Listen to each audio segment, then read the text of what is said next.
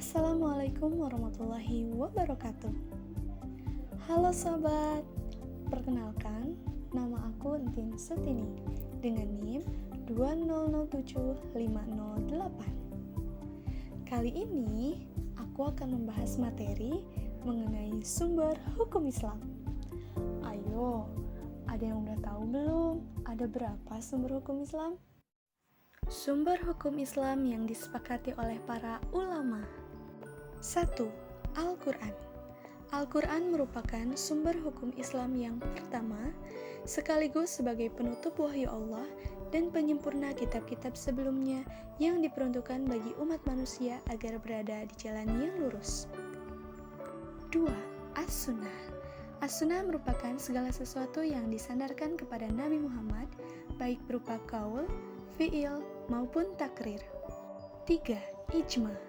Menurut ulama usul fikih, ijma merupakan kesepakatan para imam mujtahid antara umat Islam pada suatu masa setelah Rasulullah wafat terhadap hukum syara tentang suatu masalah.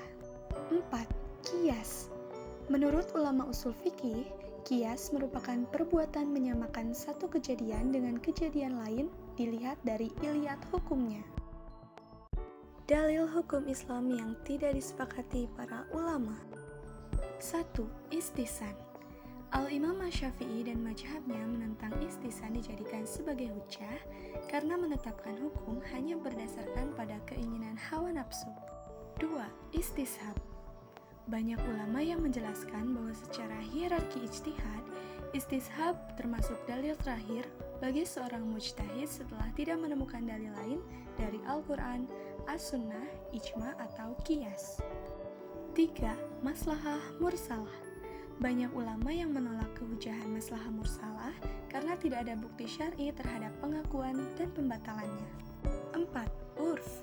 Beberapa ulama berpendapat bahwa urf yang sahih saja yang dapat dijadikan sebagai sumber hukum Islam. Urf yang fasid tidak dapat diterima karena bertentangan dengan syara nas dan ketentuan umum nas. 5. Mazhab sahabi.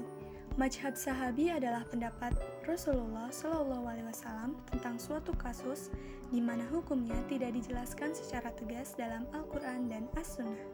6. Syar'u man qablana. Para ulama usul fikih sepakat bahwa syariat para nabi terdahulu yang tidak tercantum dalam Al-Quran dan As-Sunnah tidak berlaku bagi umat Islam karena kedatangan syariat Islam mengakhiri berlakunya syariat-syariat terdahulu. 7.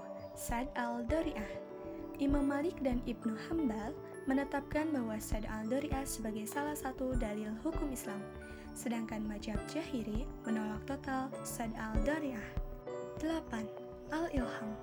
Para ahli usul fikih berpendapat ilham yang datang dari Allah bisa dijadikan sebagai hujjah, sedangkan yang datang dari syaitan tidak dapat dijadikan sebagai hujjah. Nah sobat, ternyata sumber hukum Islam itu ada banyak ya. Tapi yang sudah disepakati hanya ada 4, yaitu Al-Quran, As-Sunnah, Ijma, dan Qiyas. Selebihnya masih menjadi perdebatan di kalangan ulama. Semoga informasi ini dapat membantu ya sobat. Terima kasih telah menonton videonya. Wassalamualaikum warahmatullahi wabarakatuh.